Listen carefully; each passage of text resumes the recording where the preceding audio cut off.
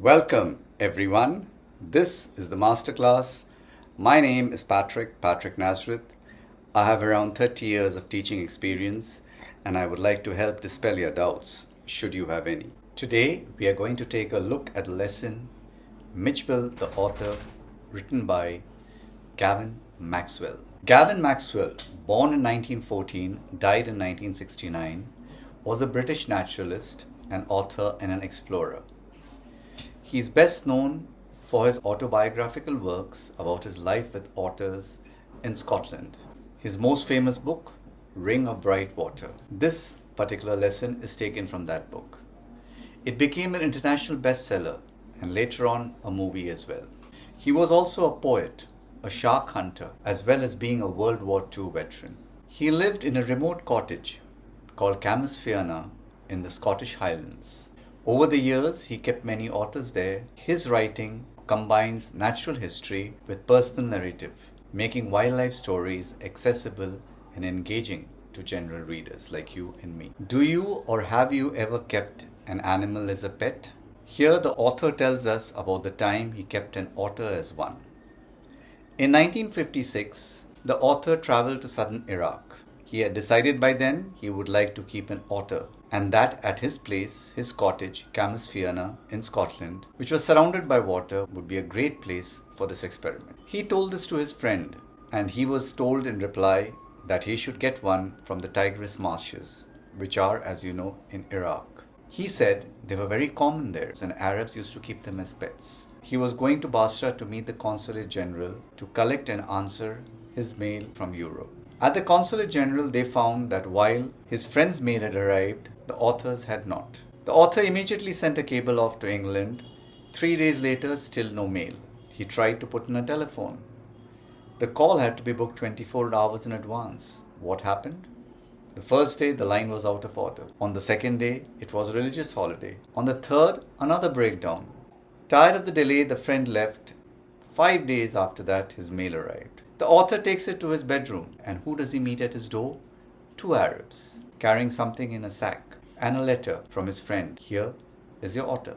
The author opened the sack, and that marked the beginning of his lifelong fixation with otters. His first introduction to them, this creature who came out from the sack. Later on, he came to know that this was of a species not even discovered, and it was named the Lutrugali perspicillata maxwelli, in his honor, or Maxwell's otter. How did the otter look? From the head to the tip of his tail, he was covered with pointed scales. It made him look like a dragon. At each tip of the scale, there was soft velvet fur, a chocolate brown covering all over his body. He shook himself like a dog, and you know when a dog shakes himself, dust flies. The author half expected this to happen. 24 hours had passed. The otter just kept to himself. Preferred to sleep on the floor as far away from the author as possible. The second night, however, Mijbil came and slept with the author. He stayed between the author's knees till the bed tea was brought. During the day, he began to take an interest in his surroundings. The author made a body belt for him and took him to his bathroom. There he went wild, splashing about in the bathtub, going from one end to the other, throwing water everywhere. The author was to learn over the years that otters love to do this, play with water. And the more water that was sprayed, the happier they got. 2 days later, Mijbil found the courage to escape from his bedroom. Where did it go? It went to the bathroom where the water was. By the time the author went there behind him, Mijbil had already opened the tap. A little bit of water was coming out. He opened the tap even more, and the water achieved its full flow. He was lucky. He had turned the knob the right way. In later days, he would turn the knob the other way, obviously tightening it, and then he would get frustrated. Soon, Midge learned to follow the author around like a dog, come when he was called, and he loved to play. His favorite toy was a ball. He used to behave like a soccer player, dribbling the ball, and he could also throw the ball using his neck. The one talent he and other otters, the author would learn later in life, would share was the ability to juggle. You gave Mijbil some marbles, and he would lie flat on his back, rolling them up and down his belly, and never dropping anyone to the floor. The author enjoyed himself in Basra, but sooner or later he would have to take Midge back to his cottage in Scotland. The British airline refused to book animals, so instead he took a flight to Paris on another airline, and he would catch a connecting flight to London. The airline asked that Midge be packed into a box of exact specifications, and it would have to be carried on the floor at his feet. He had a box made, and an hour before he started, he put Midge into the box in order that the otter would get acclimatized to the box. He went out, but when he came back, there was no sound from the box. The air holes that he had made in the box were bleeding blood, which had dried and cracked. He took off the lock instantly to find Midge, exhausted, covered with blood, whimpering. He had torn the lining of the box to shreds. The author had to remove every piece of lining so that there were no edges which would cut Mijbil. By the time this was done, it was but 10 minutes to the time of the flight, and the airport was 5 miles away. The author put Midge into the box and went off, holding down the lid with his hand. The driver speeded through the streets of Basra. The aircraft was waiting to take off. Officials of the airline rushed him straight to the aircraft. Luckily for him, the seat booked was at the extreme front. He covered the floor around him with newspapers. He rang for the air hostess and gave her a parcel of fish. Midge had to eat something after all, and told her what had happened. That air hostess was very kind. She said that if you prefer to have your pet on your knee, go ahead. He was so grateful to her. He opened the box and Midge was out in a flash, running down the aircraft. People screamed, people shouted. The woman stood up on her seat, screaming, "A rat! A rat!" He caught sight of Midge's tail disappearing beneath the legs of a person, an Indian who was white turbaned. He dived to catch Midge but missed. He had upset the Indian's curry onto his face. The air hostess suggested, "Sit down and I will try and catch your animal and bring it back to you."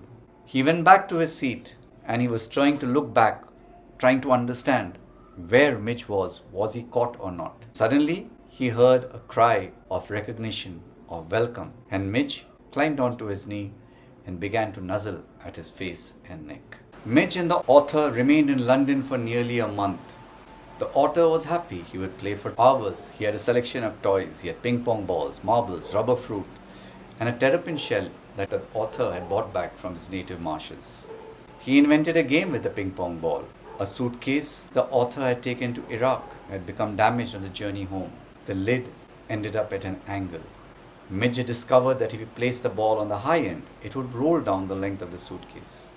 So he would put it there, dash down to the other end to grab it and to put it back to the high end again. He used to be taken out for exercise on a lead, just like with dogs. Mijbil developed certain habits. For example, like children who are walking to and fro from school, what do? They place their feet directly in the middle of the paving blocks, or they must touch the iron railings, or perhaps pass to the outside of every second lamppost. Small things. Let's just play. For Mijbil, opposite his flat, there was a single-story primary school. The boundary wall was 2 feet high. On his way home, but never on his way to the walk, Midge would pull the author to the wall, jump on it, and run its full length. And everyone, the pupils inside, the staff, would stop everything and watch him doing so. Most people in London could not recognize an otter, but the guesses they came up with was amazing. Otters belong to a family called the mustelines. Common animals from there, the badger, the mongoose, the weasel, the stoat, the mink. All the time, this author was faced with questions about Mijbil. Is that a baby seal? Is that a squirrel? A walrus? Someone even called him a hippo. Others, a beaver, a bear cub, a leopard, even an extinct dinosaur. Midge was called all manner of names, but never an otter. But the icing on the cake was provided by a labourer who was digging a hole. The author was walking down the street with Mijbil. The labourer saw him, stopped his work, put on a face very clearly, daring the author to lie to him and challenging him. What is that supposed to be? Who are the characters in this story then? Gavin Maxwell, the narrator as well as the author. He's adventurous. He's patient, dealing calmly with mail delays, travel complications. Observant as well.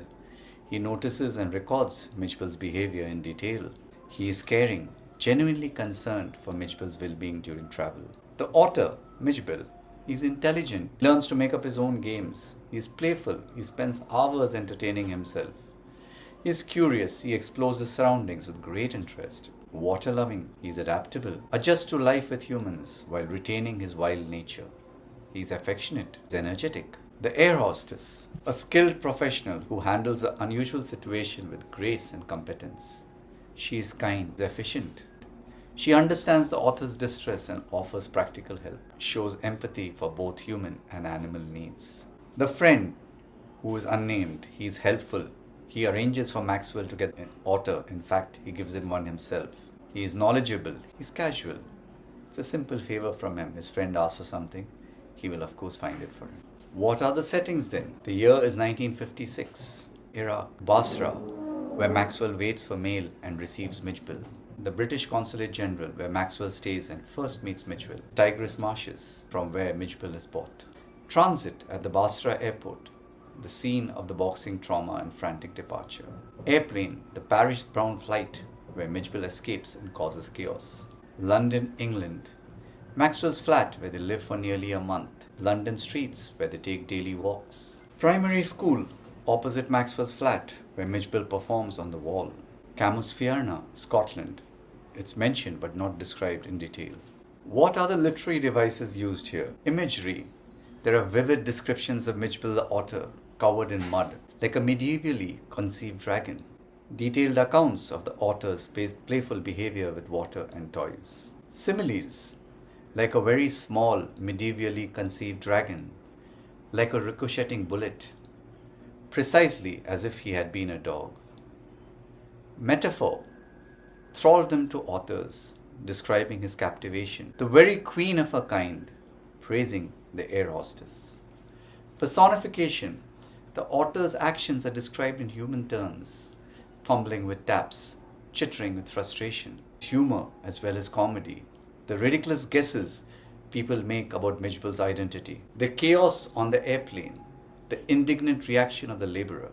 Contrast between Mijbil's wild nature and the domestic setting. Between Maxwell's expectations and the reality. Irony. Maxwell gets an unknown species by accident. A wild otter adapts to human life better than expected. The main themes running through this lesson then. Human-animal relationships. There is a deep bond that can form between humans and wild animals. Indeed, any animal. We must understand and respect animal nature and their needs. Adaptation and acceptance. Both Maxwell and Mijbil adapt to each other's presence. They learn how to accommodate different living situations. Natural behavior versus domestication. Mijbil doesn't forget who he is. The love of water remains. Playfulness remains, even though he is now a pet. The author faces his own set of challenges, how to keep a wild animal as a pet. Adventure and exploration. Maxwell's willingness to try new experiences. The excitement and challenges of traveling with an unusual pet. Indeed, any pet at all. Humor in everyday life. How to find joy and amusement in unexpected situations. The comedy of misunderstandings, of mistaken identities. Scientific discovery. The author went looking for a pet and wound up making an accidental contribution to zoological knowledge. Personal experiences can thus lead to scientific advancement. That's the lesson there for you then. I do hope I have been able to help. If I have, please remember to like, subscribe and share. Remember, there might be others who would be requiring our help. Thank you so much for watching.